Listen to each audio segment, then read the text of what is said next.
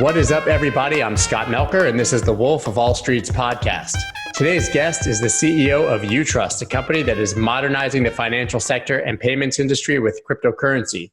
Sanja had extensive success at fintech and e-commerce giants PayPal and eBay, but left the legacy system to carve her own path in cryptocurrencies and blockchain.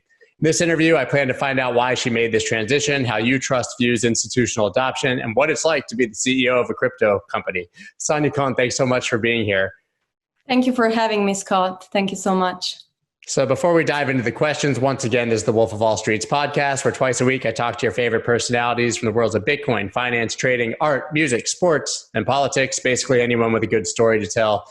This show is powered by Blockworks Group, a media company with over 20 podcasts in their network. You can check them out at blockworksgroup.io. And if you like the podcast, follow me on Twitter. You need to check out my website, enjoy my newsletter. You can do both of those things at thewolfofallstreets.io. So now on to what's important. So as I mentioned before, Sanja, you were already at the upper levels of eBay and PayPal. Seems like a very, very comfortable jobs, very comfortable situation. So why did you decide to roll the dice and enter the crypto space? Yeah, you're right. It was very comfortable. And actually, I wasn't really planning to end up in the blockchain or crypto space. It was very driven by forces. So after spending a few years at eBay, eBay was a great experience for me. It's a great company.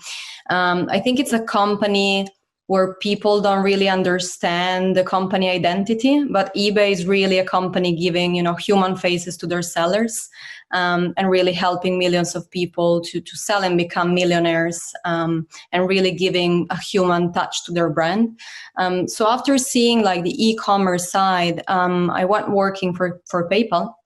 And what I found at the time, so I was working in the UK market as head of marketplaces. So my team was developing the marketplace payment solution for marketplace platforms, actually.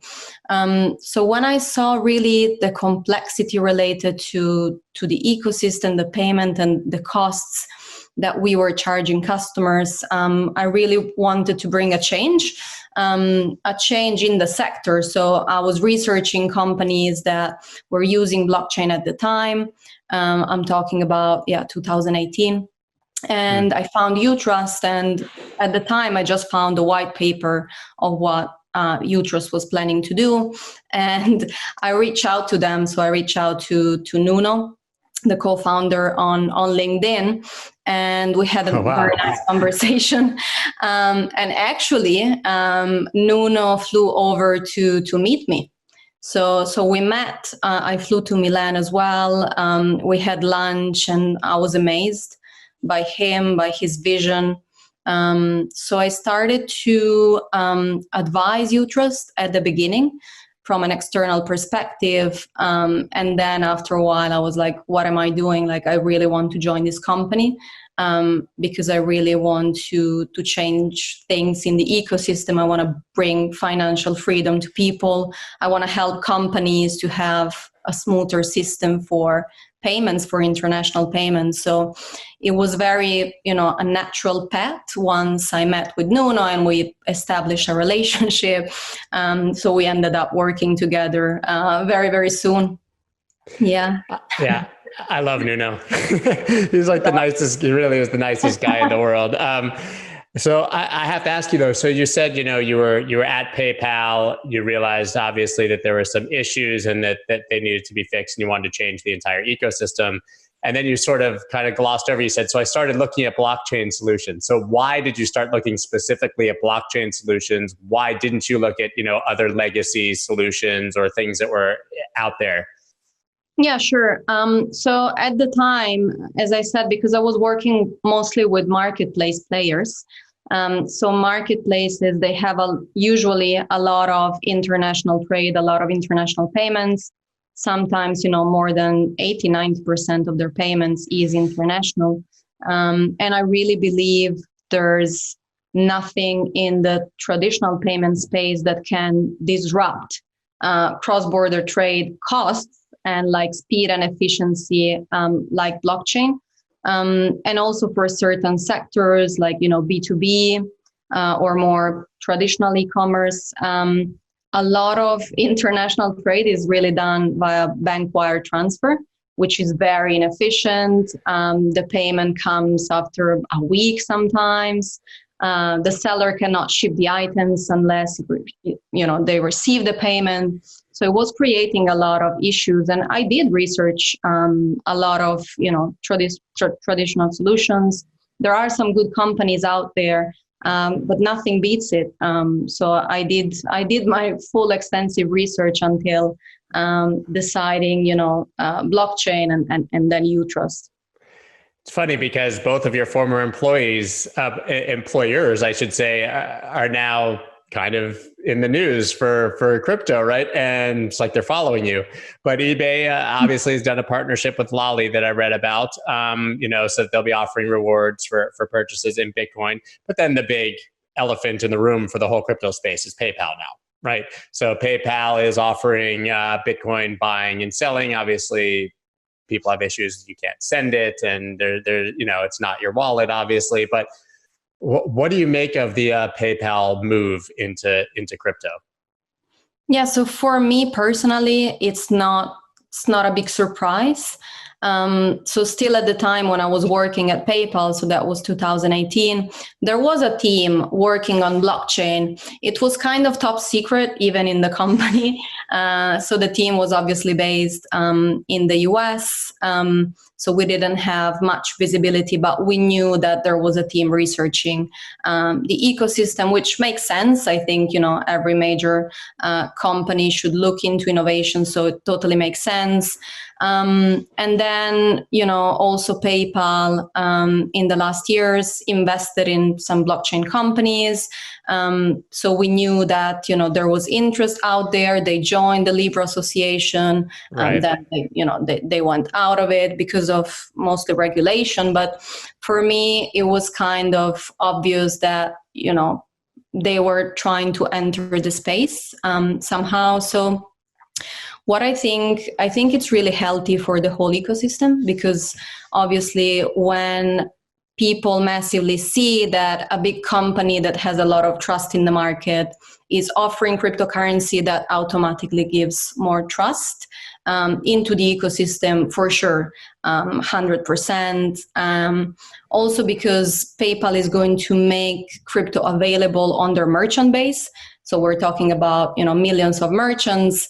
And today, merchants have a hard time in accepting crypto because they don't trust it. So I think this is going to give a lot of space, even to other companies like ourselves, to grow.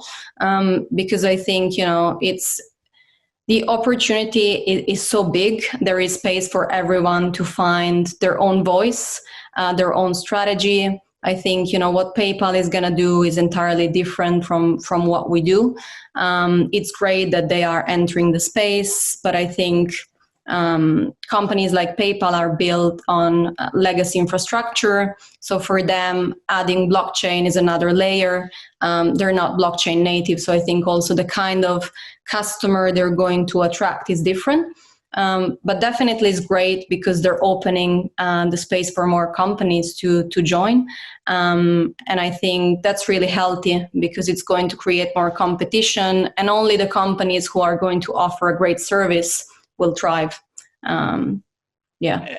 They're a mammoth. I mean, they're just such a huge company. I can't imagine that they're going to innovate quickly, right? And so it seems like that would be a huge advantage for someone like Utrust because you're lean, obviously, and you can make quick decisions and probably beat them to it. I always sort of viewed the PayPal news as more bullish for like the price of Bitcoin because people would buy it like crazy who didn't have a place that they trusted to buy it. But on the merchant side, I just didn't see it potentially gaining so much traction on that side.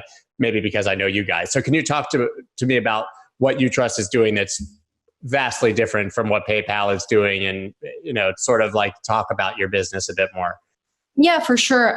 Just to add on top of that, I think, I might be wrong, but for the way I see it now, I think the customer that is going to use crypto on PayPal is a traditional customer that wants to see like a flavor of how it works.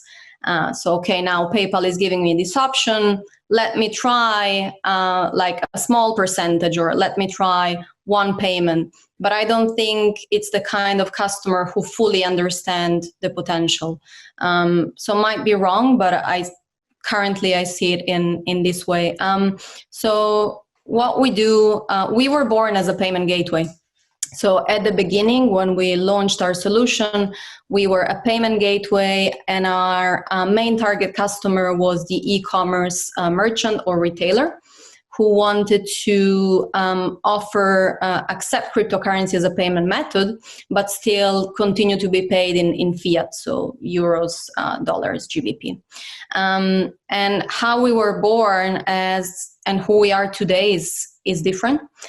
So today we are an ecosystem, a full ecosystem. So we cover, I'm going to talk a bit more about that, but we cover B2B2C, we cover B2B. So really, it was mostly this year during COVID that we realized what we were offering was only a small, portion of the total opportunity we could have. And we were engaged by many businesses, mostly B2B, business to business, who wanted to find a solution to really, find a solution for the cross-border and international payments. Yeah, we were born as a payment gateway. Today, we serve anyone who really wants to accept cryptocurrencies as a payment method, continue to be paid in fiat, really decrease their payment processing fees up to 90% in some cases. So yeah, that's the case where you have a lot of cross-border trade, especially across certain corridors.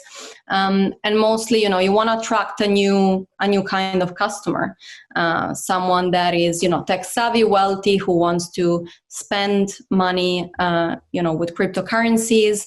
What we saw in 100% of our client portfolio, they usually have, other payment methods like PayPal or Stripe or, bank wire transfers. The customer paying with crypto is usually more loyal and they spend a lot more, double or triple more. So you really attract a new customer onto your platform. In many cases, someone that would not otherwise go onto your shop and buy your product or service. And then we really solve for chargebacks as well. So because we don't use, credit card and debit cards, there's not that fraud cost associated to chargebacks. So for a merchant is great because on one side they continue to do their business as usual. They continue to settle in their fiat currency, but they pay less with an efficient payment system. They don't have any chargebacks, and they attract a new customer onto their website. And that's for B2B2C and B2B as well. So it's really changing the efficiency of the overall payment ecosystem for anyone selling online.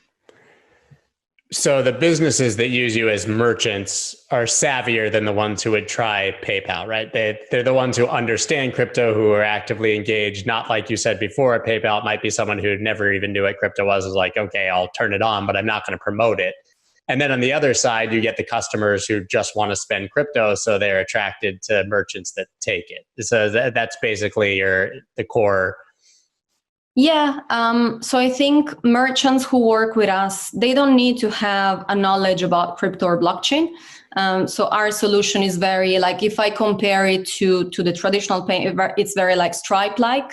So especially if you're using a plugin, you can just download it like WooCommerce, and literally like in a few minutes you have it.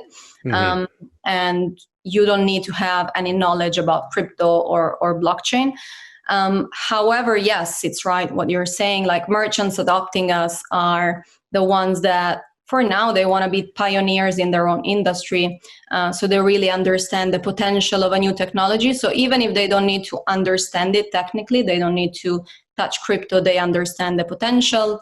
And also the merchants that will experience the best results with us are the ones that work together with us in terms of co-marketing. So we really think one of the things that is really our value prop is we work with merchants into building a co-marketing strategy that works for them. So we help them attract new customers. We help them to educate customers. And yeah, the merchants that will experience the best results are the ones who will help us in this journey. It's interesting because one of the biggest criticisms, I guess, of cryptocurrency for all the years since basically the Bitcoin bubble popped in 2017 is that it could never find mainstream adoption, right? It's just a speculative space and the bubbles really keep popping. But you guys are really the front line of mainstream adoption, right? If we want people to use it, this is the number one way that that's going to happen. So what are you seeing in terms of mainstream adoption? Yeah. So yeah, first of all, maybe it's good to say that we are crypto agnostic. So yeah, we don't push one crypto over another. We will adopt in our gateway whatever customers want to pay with. Yeah, remarkably, I think within all the merchants that we integrated with that were more traditional, once they do that step of like, okay, I'm going to be open to a new technology, they see the results. So they really experience like a new revenue stream, new customers. So it's just a matter of education. It's just a matter of, bringing more regulation, more trust in the ecosystem. I think, this year has opened the doors for mainstream adoption in the next few years, not only because of PayPal, but because, China, central banks, all of these institutional players entering the space, everyone talking about it. So I think the next few years are going to be huge in terms of adoption. I don't think it will replace traditional payment system in terms of payments, but it's going to be a huge alternative. And people realize, the why now. So they realize that there is another way. In terms of our buyers as well, there is a large concentration of those that are in countries where they don't trust their government or where there is an inflationary currency. So Turkey, for example, is a big market for us at the moment. And I think that's going to grow more and more. You think that there's going to be more markets where we have basically hyperinflation, more nations that have currency issues, and that will inevitably push them towards crypto-based solutions? Yeah, I really believe that. And there is going to be more, mistrust from people towards governments to maintain a healthy economy, even in more developed countries, because of everything that is happening in the world. So that's going to push more people to research more and find other ways, other alternatives. Right. And you guys are a global company, right? I mean, you're working with merchants in every country in the world, probably, or soon will be. How do you navigate the regulatory landscape of each and every single country? I know just operating in the United States, you have to deal with every single state almost as if it's its own country. So how do you do that on an international level? Yeah, so the Utrust business currently operates by its operating subsidiary in Estonia. So that gives us, global reach. However, right now, we're not serving the US. That's going to be part of our strategy for the next few months, the next year. But we are global. But yeah, currently, because we are, a licensed entity, we decided not to serve the US market because we want to conform to regulation. And of course, that's really important for us. And that's going to be part of our strategy for next year.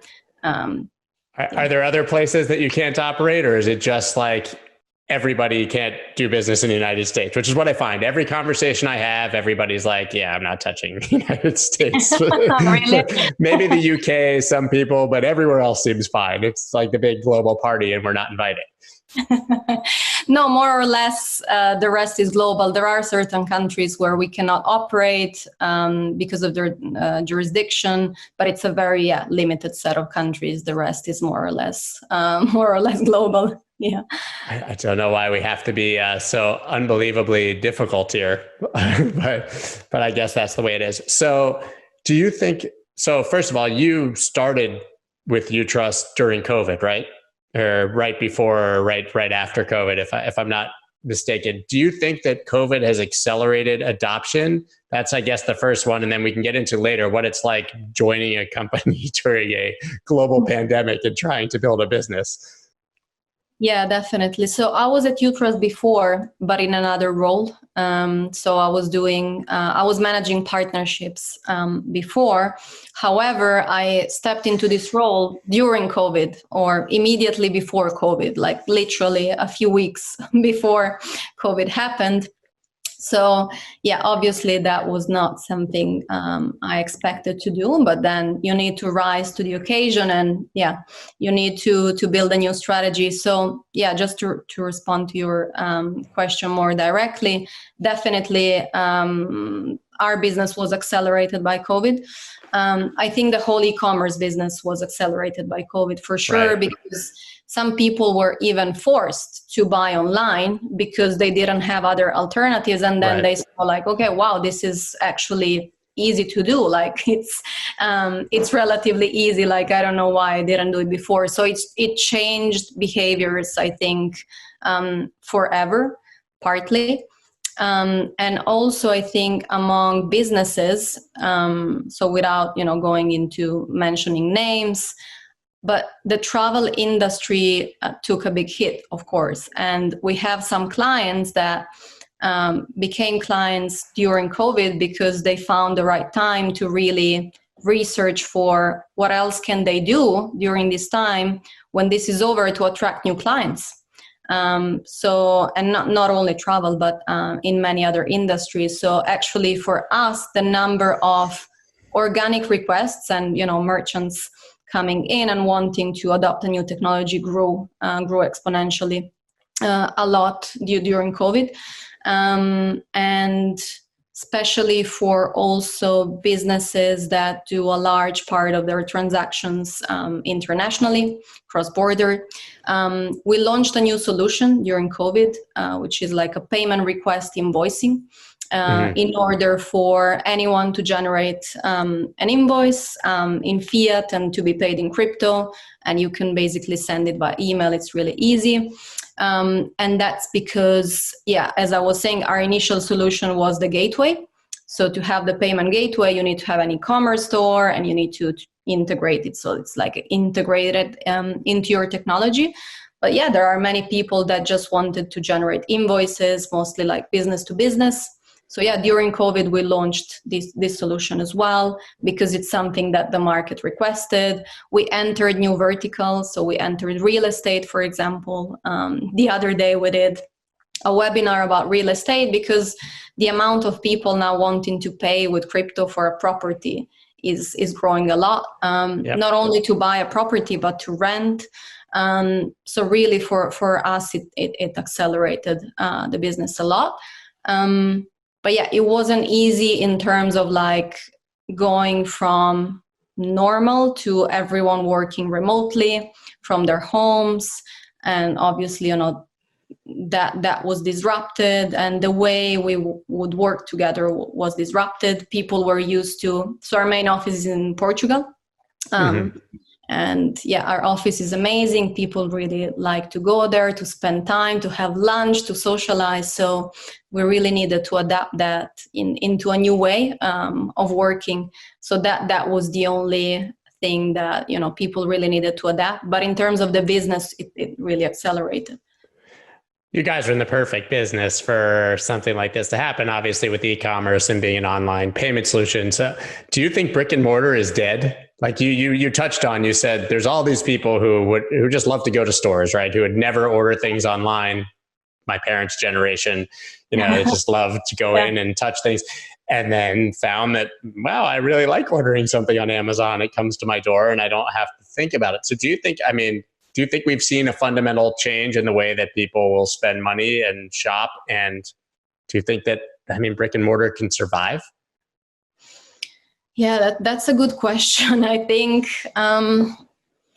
obviously, many small businesses that depended only on, offline and brick and mortar will not survive.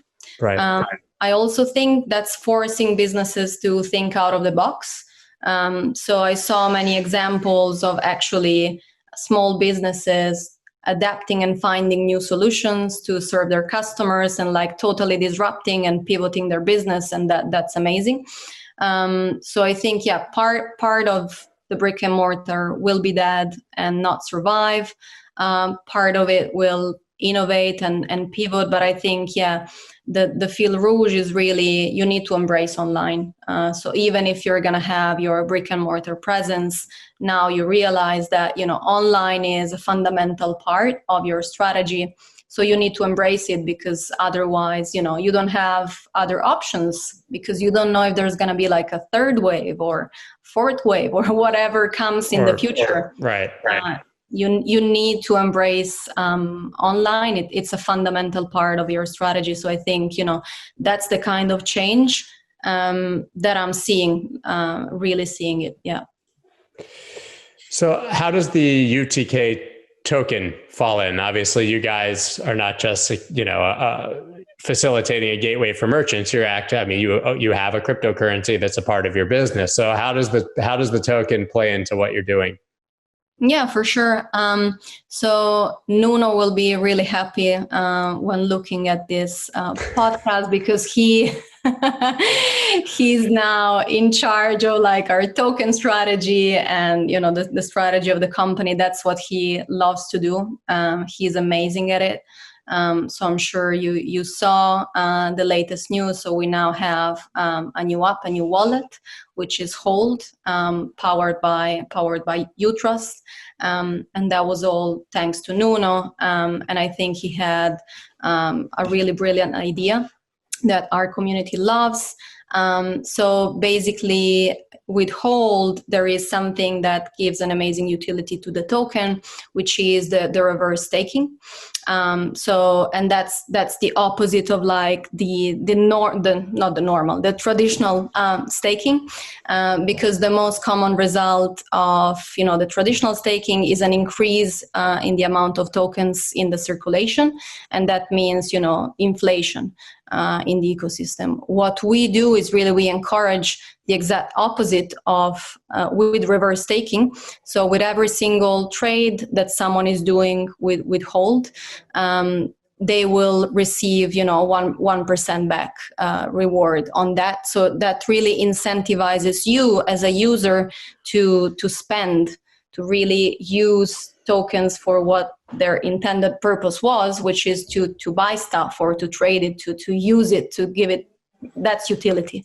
So it's really that's the newest one. Nuno has a lot more in the pipeline. He's very, very excited about that. But yeah, that's the newest one that we launched in the market quite recently, a month ago. There's a debit card attached to it as well, correct? Correct. Yes.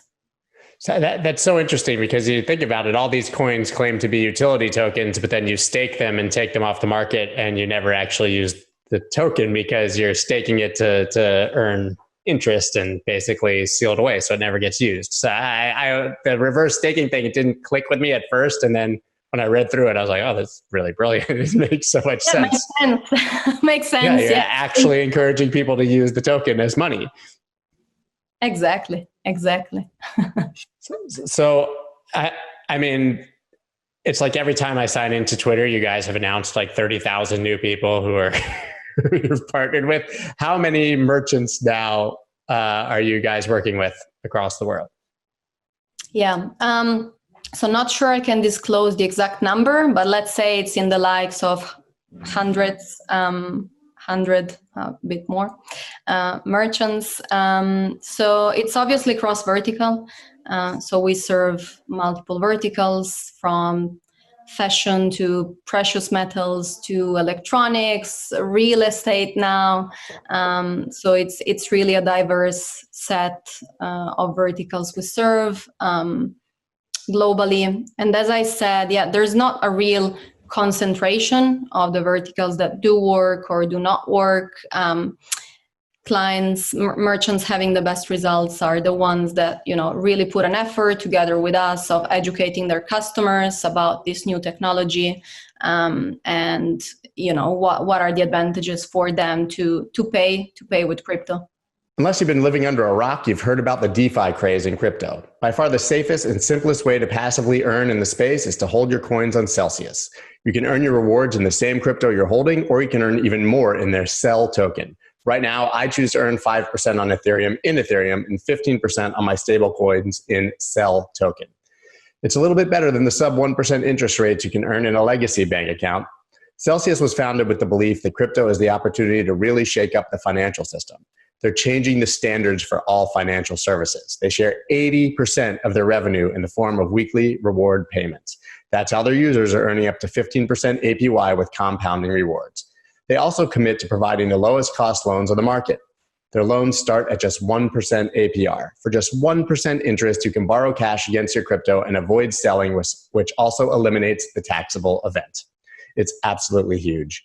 High rewards on your holdings and low interest on your loans on a platform whose mission you can believe in. Celsius is giving away $20 to every new user who joins with the promo code WOLF. Just enter the promo code in the app during registration. $20 is awarded after 30 days of maintaining a wallet balance of $200 or more. Visit Celsius.network, that's CELSIUS.network, and use promo code WOLF, WOLF. So I heard in one of the Utrust videos that you said something to the effect of, we're entering a new era from startup to becoming a full-scale business. So do you feel like that happened this year? Like you guys were really just a startup and now it's completely exploded? Yeah, oh my God. Yes. We were talking about it the other day with the leadership team, how, actually it changed everything this year. So if I think about last year, we were not even giving everyone the opportunity to self-onboard on the platform. So today, if you're a merchant and you just want to come on our website, you can self-onboard. You don't need to talk with anyone. Obviously, we like to speak with our merchants because we like to put in place co-marketing strategies together.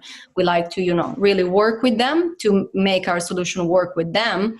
But if you want to do it on your own and you want something quick, you can self-onboard on any technology. Either, if you have whatever, Magento or WooCommerce, or even with custom APIs, you can do it on your own. And that really changed everything for us because, it opened the doors for anyone to use our platform. So we are now working with lots of merchants, lots of customers. We have different solutions that we didn't have. So we have the gateway, we have the B2B solution, we have Hold, and our company is growing. So we're going to, hire more people, obviously, in different departments to be able to serve the growth of the company. So I want to go back to something that we talked about at the beginning. It's really interesting. So you said, obviously, you wanted to go into crypto because the fees were so much less and it was, less friction. And you kind of talked about the reasons for that. Why is it so much cheaper to do it with blockchain? And could these other legacy companies do it cheaper? They just don't want to pass on that benefit to the customers, or the system's really set up for them such that they can't make it much cheaper than it is? Yeah. Well, it's a good question about can they do it, right? I think the why is because you cut out all the middlemen, all the middle infrastructures. So usually, like when you pay with a credit card, from the moment like you swipe your credit card as a customer to the moment that the money arrives in the merchant bank, there are at least 5 or 6 intermediaries in the chain, and they will eat up, their portion of the payment transaction. And also, of course, if it's an international payment, you pay a lot of conversion fees, or you are smart enough to convert your currency before. But anyway, you pay a conversion fee. So I think, that's the reason why with blockchain, you eliminate all of that middleman. So you're really able to lower the costs, to really lower the costs. And I think, companies, not only like PayPal, but traditional companies, as I said, are built on legacy infrastructure. So for them, it's going to be super hard to innovate. First, because it takes them ages to bring a change and to really, bring it into the infrastructure and change it. So it's possible, but it's going to take them a lot of time, unless they go and they acquire the technology from someone else, which is also an option. Also, it seems like for anything that I guess would be, I don't know if the term would be micropayment, or I don't know what the threshold is, but anything that's less than, $5, $10, $15, $20 or something, if you're sending that cross border, you're going to pay a larger fee than the amount of money you sent, right? So those systems literally can't really deal with smaller transactions, right? Yeah, and I was reading something the other day that, especially now, during COVID, a lot of people were sending money from the US to Mexico, like remittances where they have their families, and usually they send like, I don't remember, it was like $200 per month. And in order to send this $200, they would pay $20. And I was like, wow. Maybe on both sides, like, your bank might charge you $20 to wire the money, and then they might charge them $20 to receive it if it arrives, whenever it might arrive. Exactly. I mean, it just like, it sounds so obvious that all of these systems are fundamentally broken to me. I mean, you saw it from the inside, but like, why do you need 5 people to touch your money before it arrives? How did that become the system, right? I mean, it boggles my mind. Yeah, me too. And I think, that's specifically the reason why I think, blockchain and crypto is more being adopted in countries where there is mistrust in the government, because they really see, like, it's obvious, like it's there. If you are a customer living in a more developed country, let's say, maybe you're not even thinking about these things, because sometimes also payment providers, they obscure their costs. So if you're paying someone somewhere, like, oh, it's free, you don't see everything else that is hidden behind that cost. So you don't really question yourself, especially for a smaller transaction, because, it doesn't matter. But yeah, that will change, because it's not sustainable. It's not fair. Yeah. So you're saying that none of us read the 30 pages of terms and agreements before we sign it and check off, right? I mean, has any person in history ever actually read one of those from top to bottom? I remember the iTunes one was like the craziest one. If you wanted to buy an MP3, the first time you had to read like a 30-page document. Yeah. It's just absurd.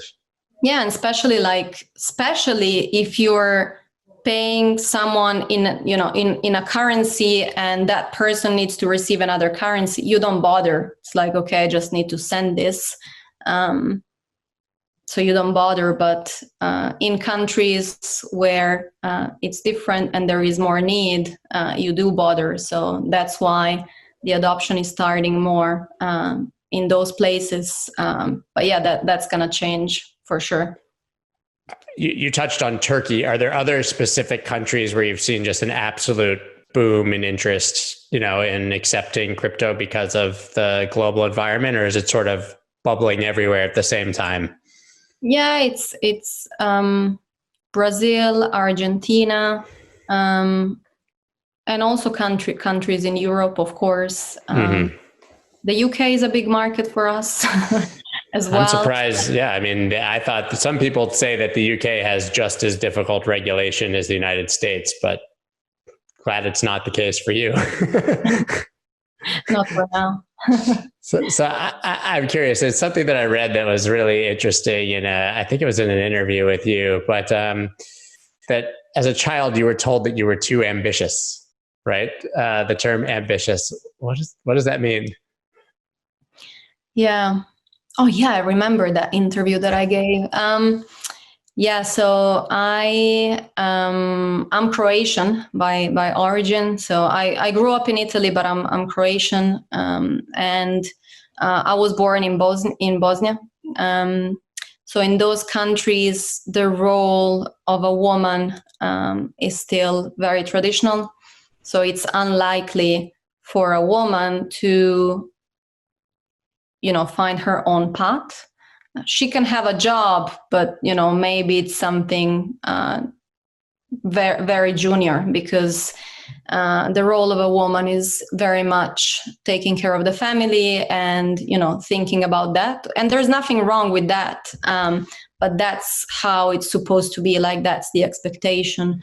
So growing up, I always felt, I wanted something different. And my mom always encouraged me, but really, in my environment, that was viewed as weird. And, why would she bother if she can just get married and, have kids? And why does she need to do that? But yeah, actually that gave me more strength to just, do the things that I wanted and the things that I believed I was born to do.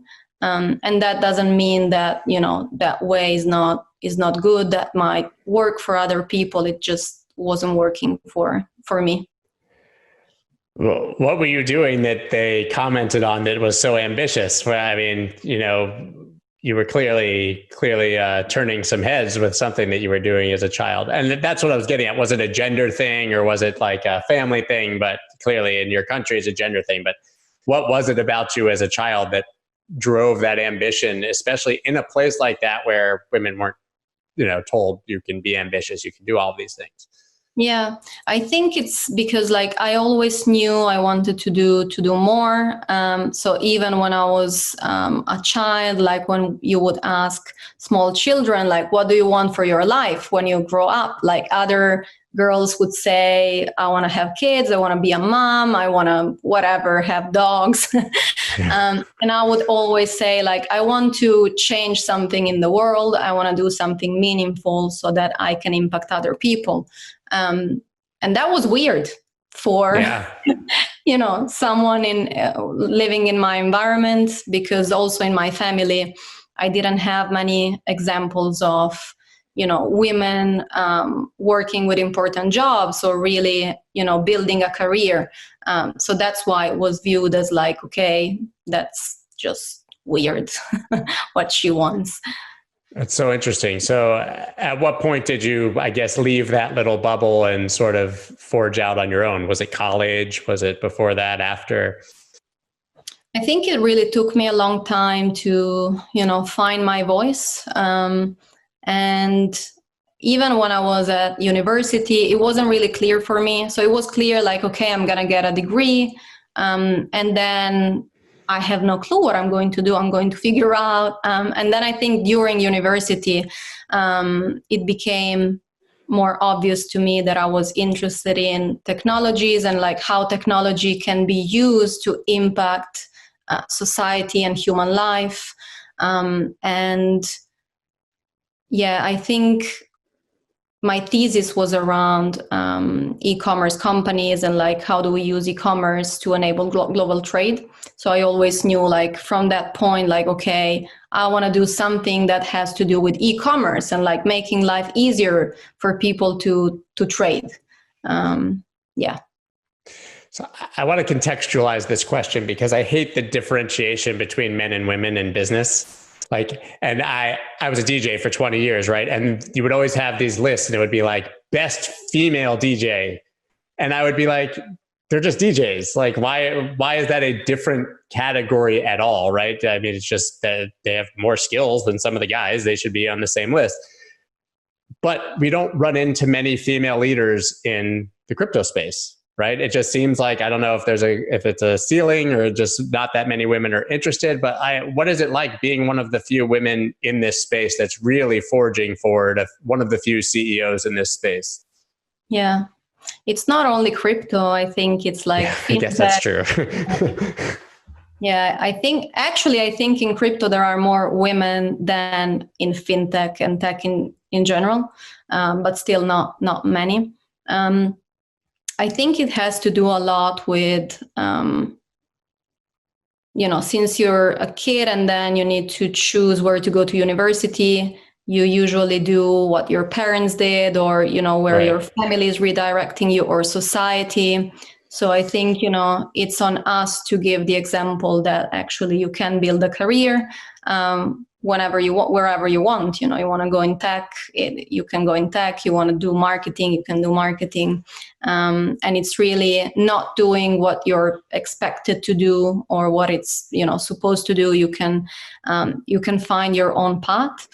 I think a lot has to do with that. And also one thing that I noticed, not in crypto, but I think in general, like in tech companies, is hiring by association. So because a lot of these businesses are, male driven, you tend to hire someone more similar to you. Right. And that's the reason why many companies, PayPal as well, eBay, now they have chief diversity officers. So it's someone that comes in and says, actually your team will perform better if you bring someone with a different skill or with a different point of view, or someone who leads with more emotions rather than whatever data, someone that is just different to complement your skills. And I think that's also one of the reasons. And I was lucky enough to meet Nuno, and me and Nuno are completely complementary. So that's why we work perfectly together, because what I have no clue, he knows perfectly, and vice versa. And I think that's why our business is successful, because we bring what is needed, but I don't need to know what he knows, and vice versa. And we trust each other. But I'm completely different than him. And he's completely different than me. That's so interesting, because I think when you think of like the chief diversity officer, you think of someone coming in just saying, there's not enough women, go hire women. But that's not really what you're saying. It's kind of like having an investment portfolio and trying to find assets that offer a different risk profile, right? Like diversifying your assets so that and it's also like social media. It's basically like people form an echo chamber in their business, and they hire people who agree with them. And then you end up with this big echo chamber, not seeing the other side. I just never thought of it sort of that way.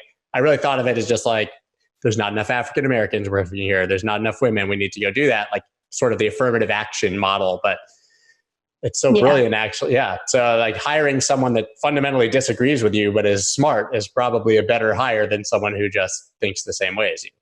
Yeah, exactly. I don't like when people say like, oh, there are not enough women, so we should hire a woman. I think, when you look at that at the perspective, okay, we don't have someone with these skills. Okay, who's the best person that we can bring in to fill them, regardless of whether, that's a woman or a man, or, coming from whatever background.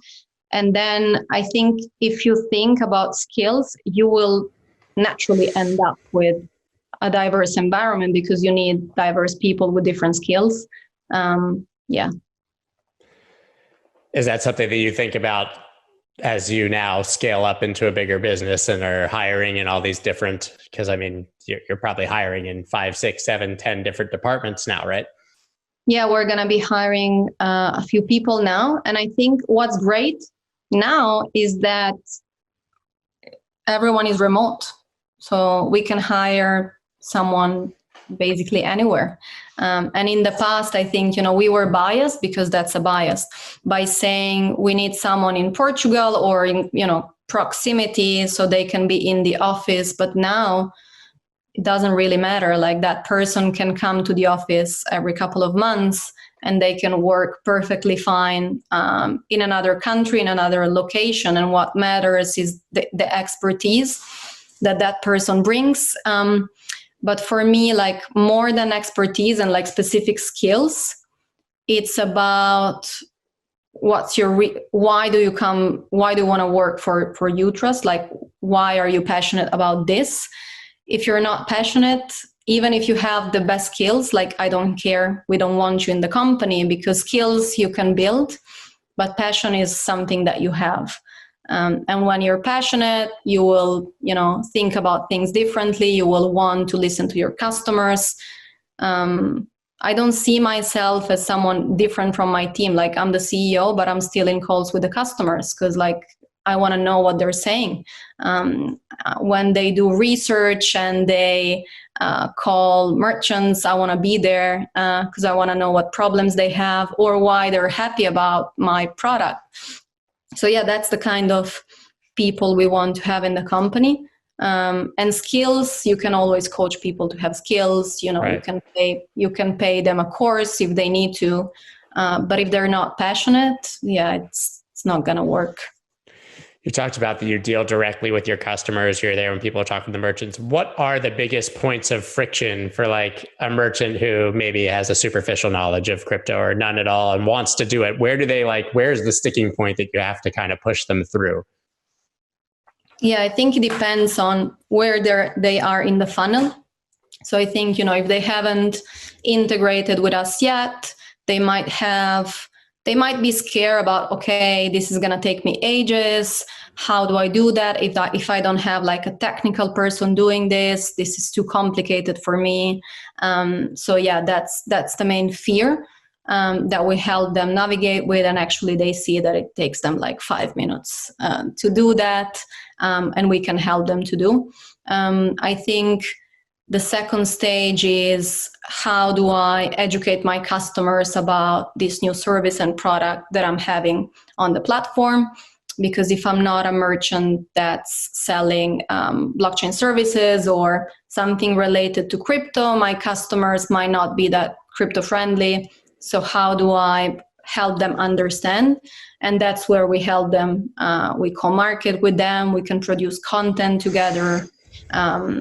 And then, the third one is, how do I attract the new customers as well to my platform? That's where we help them as well. So next week, I'm going to spend a lot of time interviewing a few of our merchants because I want them to be visible on our website. So, they can speak about their product, their service, what they do, and they can say, okay, and now we offer crypto payments as well, and we're going to promote them to our audience. So yeah, that's cool. Sort of things. Yeah. Yeah. You're not going to get your hand held like that by PayPal. They're not going to value you probably as an individual merchant and customer. So I would say that's obviously a huge advantage. Yeah. But, I think that's not related to your company size because, and I think PayPal is a great brand and I don't have anything against, but when you look at eBay, eBay is huge, but still the eBay business is built around giving a voice to the merchants. And they celebrate every month. Like what I loved when working at eBay was, every week, every month, there was a celebration about who are the new people or businesses that became millionaires because they started selling on eBay. And and then the CEO would go and like in their garages or in their homes and like they would take pictures, he would interview them. So yeah, I don't think it's the size of your business, it's your identity. So that's the ethos. Yeah. So you guys have seen this sort of insane meteoric rise in business in the past month. So what is the next year, 5 years, 10 years? I guess ideally, you can't project it, but ideally, what does it look like? What will you guys be building? How big can this become? And, what are you working on? Yeah, so my first priority right now is I need to hire more people in different departments to help us scale the business. So, and I think, people are the greatest asset. So one of my main focus is to build a great culture. So a culture where people who want to be part of, they feel empowered, they feel passionate, they like to work at Utrust. So instead of, everything else, that's my main priority. That's what matters to me. And then obviously, how do we help more merchants to onboard on our platform? How do we help them to sell more, to attract new buyers? We haven't done a lot of work on buyers. So historically, our main target was how do we get more customers, more merchants to adopt us? But more and more, we're going to be focusing on how do we help customers educate their buyers as well. So I think, the next year or two, it's about scaling people, scaling our products, helping merchants to sell more. So it's simple answer. Growth and scale. Yeah. Right. So you guys know what you want to do. Now you just need to spread it and make it bigger, basically. That's great. That's great. Most companies don't have that. They like have this thing they're trying to build and this, whatever. So you guys have a great business. It just needs to get bigger. So where can people follow you after this and keep up with what Utrust is doing and you personally? Yeah, for sure. So you can join the Utrust Telegram group. That's where we announce most of the stuff we do, everything we do, actually. I'm in there. Yeah. Then obviously our website, then they can follow me on Instagram and Twitter. We're quite more vocal on Twitter, but yeah, LinkedIn as well. So I know we're kind of getting to here, but I got to ask, what was it like meeting Kobe Bryant? Oh yeah, that was amazing. He's really tall. He was really tall. Super tall. And he speaks good Italian as well. Yeah, he's just an incredible person. I saw that. Yeah, he is very, very tall. I saw that picture of you with him. I was like, that's so cool. And I never met Kobe. Yeah. Yeah, I had heels. Yeah. When I was a freshman in college, I went to the University of Pennsylvania in Philadelphia, and that's where he played in high school. So he played like in our college stadium for his senior high school like tournament. So he was so famous already, even in high school. So we all went to see him play when he was 18 years old, but I never met him after. But he's really just one of my role models. I think he's just incredible. Yeah. And also I have to say, so totally separate, you guys have been working on a solution for my newsletter personally to help me accept payments and try to accept recurring payments, which would be so huge if we're working on, and your team has basically found a way to do that, which I think, I think will change everything if people can subscribe to things and have a recurring subscription in crypto, or at least it reminds them immediately to pay again. Obviously it can't draw from their wallet because of private keys, but your team has blown my mind working on that. So they're just amazing. Oh, I'm so glad to hear that. Thank you. Thanks for the feedback. Well, thank you so much for taking the time. I really appreciate it. And I'm looking forward to everything that you guys have coming down the pipeline. Such an incredible company. Thank you so much for having me. It was a pleasure. All right. Well, we'll have to update it in a year and see how many people you've hired and how many merchants you're at. Thank you. Yeah. If you're interested to working with us, there is a career section for any.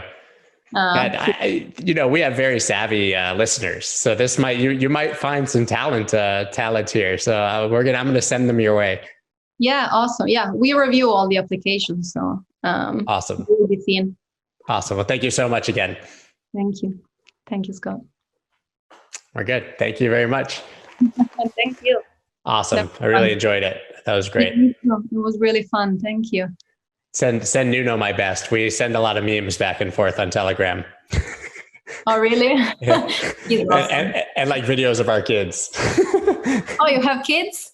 Yeah, I have a 5.5-year-old and a 1.5-year-old. And that's how Nuno and I kind of connected. He was like, "Oh, your kids are so cute." Then we started talking. You must be very busy then. Yeah, very. I heard them. I was muting the conversation every couple of times because I heard my son running around outside. Da, da, da, da. No, I didn't hear anything. Yeah, good. People expect it now anyways, right? Anytime you do a Zoom call, they expect something to happen. Last week, my son ran in naked behind me. He's 18 months, like on a Zoom call. He was right here. It's hilarious. All right. I know you need to go. Thank you so much. I'll get in touch with you guys about when it's going to come out. I think next week, probably. Awesome. Thank you so much. That's dope.